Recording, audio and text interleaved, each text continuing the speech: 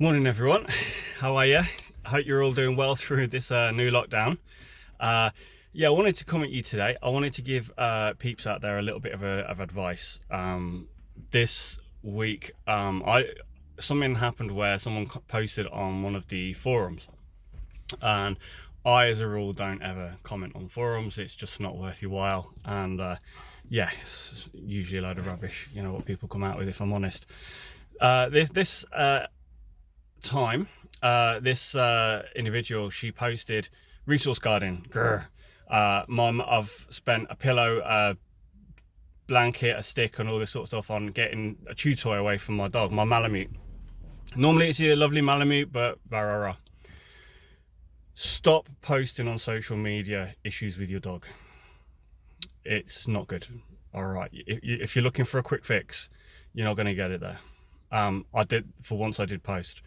Get a trainer, get a behaviourist. Stop mucking about. I respect that you're trying. You know, you're trying to do. But if someone gave me a Ferrari, I'd love to drive it. I wouldn't know how to fix it. All right, I just wouldn't. And expecting someone to know how to fix a car by giving someone a car, it doesn't really work. Chances are I'm going to make it worse. I'm going to bodge it. So I just recommended get a behaviourist, get a trainer, get a good trainer, not Joe up the road who walks dogs a little bit. Get a proper trainer. And of course, you know, everyone started posting, you need to do this, you need to do that, you need to do this. You have no idea of the context of what's going on with that dog and the family. I don't know, how much are you exercising your dog? What sort of training have you done in the past? Have you trained the dog to leave it? I won't get into it. But it's always, oh, the dog's being stubborn, the dog's got a Malamute head on, blah, blah, blah. No, it's not. Listen, resource guarding is a huge problem, all right, with a dog. When it's 15 weeks old, like Mackie had a problem at 15 weeks, trained it out of him. Operant conditioning, worked on it. He's top banana now. When it's a year old, a year and a half, that's a bit more of a problem. Can you train it? Yes, of course you can. Absolutely. You can work on that dog. Called operant conditioning. It's like going to the gym and lifting weights. You're lifting it in reps and sets to strengthen the muscle. In this case, you need to get a trainer who understands the difference between classical conditioning and operant conditioning. Now, why is he doing this or she doing this? I don't know. I could write you pages of who and the what and the why and the where. Doesn't matter really. I can't mind read the dog's mind, not really. I like to think I can, if I can. But what we do know is that training will help with this and fix it over time. Well, let's say help with it, but it's going to take time and you can't rush it, and it's got to be scheduled, and you've got to make a plan, okay? And you've got to build that plan, and you've got to put it into then you schedule your training around it. Now, if you don't know what operant conditioning, classical conditioning, and like putting it on a schedule means, that's okay.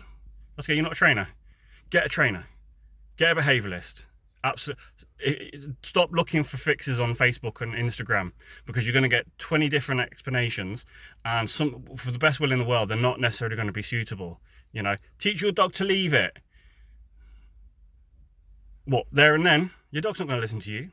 When resource guarding is a classical response. It's not being stubborn. It's not being a bad. It's not a bad dog. You know, it's not a bad dog. It's just being a dog. Yeah, dogs do this. What isn't sort of natural for the dog is to just give it up for you. Why are you wanting your dog to give up your chew toy? I don't know. You know, is it because you're just trying to demonstrate, no, I'm in charge, I can take it away if I want to do it? Well, that's stupid anyway. If it's because you want to train your dog that sometimes it might be for safety, I need to be able to get in there and maybe, I don't know, then yeah, fair enough. Train your dog. The reaction that your dog will have to your hands and you being there is a classical response, which means it's an automatic response to do this. It's the same response when I get the lead out for Mackie this morning and he gets all excited. Okay, that's an automatic response. He's not thinking about it. He's not thinking, I want to push that button. I'm going to push boundaries. No. My dog's being stubborn. No. My dog's being dominant. No, it's not your dog. It's not your dog. And I don't want to blame you either, because these things can happen. Like I said, you're not a trainer. Get a trainer, for heaven's sake. Invest. You wanted a dog. Well, you got a dog and you need a bit of support. Go get proper support then. It's no shame. Not to, I've done it before. You know, I needed a second pair of eyes. Something I was doing wasn't working, and I thought, I don't know, it's my fault, not the dog. So let's get another pair of eyes. Not a problem. All right. If you don't want to get a trainer in, then at least take your dog to training classes. In fact, if you haven't got a problem with your dog, take them to training classes anyway. It's great. You know, you're going to learn to bond with your dog really, really well.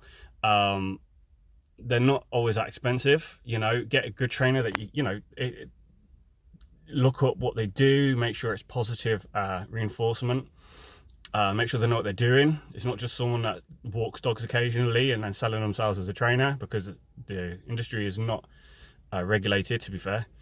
And you know, you're going to start teaching your dog these skills, and you're teaching the dog to think, teaching the dog to listen to you, teaching your dog that actually hanging out with you is a great thing. Why would your dog just give up a chew toy? What do you want with the chew toy? You know, think these are things, your dog's not pondering this, the dog's just reacting, and that's how dogs work. It's not being stubborn. Your instinctual response pattern of a dog versus what you want it to do, and it's like a balance. So if argument's sake, for recall, people say, oh no, he's pushing boundaries. No, but smelling that other dog's butt over there and chasing that squirrel that's running away from him invokes a stronger response than you being 20 meters away going, come. You're not going to win. So, you know, you got to understand that. And if you don't understand that, it's absolutely fine. If what you're doing isn't working, get a trainer. And if you've got a good relationship with your dog, take it training. You know, it's a great investment. You wanted a dog. The dog didn't ask to come and live with you. It doesn't really know the rules of how to live in human society. It's a dog, all right? You know the rules. The dog doesn't know. Okay, teach it how you want it to adjust to living with humans. Okay, and your bond will just grow. Okay, never be afraid to call in a trainer. Okay, they're not just, they shouldn't be judgmental. If they are, then say goodbye. Shouldn't be using any negative methods like pet correctors, prong collars, choke collars. It's not necessary. Okay, it's not necessary. So if you've got an issue, don't go to Facebook. Okay, because a lot of the stuff that can also be suggested can make it worse. You know, distract it. True. Right now, I suggested, you know, you need to get one now. If you need to take it away for safety, then, you know, of course, you could use it as a distraction. And people are saying, trade it for something more valuable. Okay, what's the problem there? I've seen a lot of people actually get something that's really valuable and accidentally mark when the dog's actually being protective.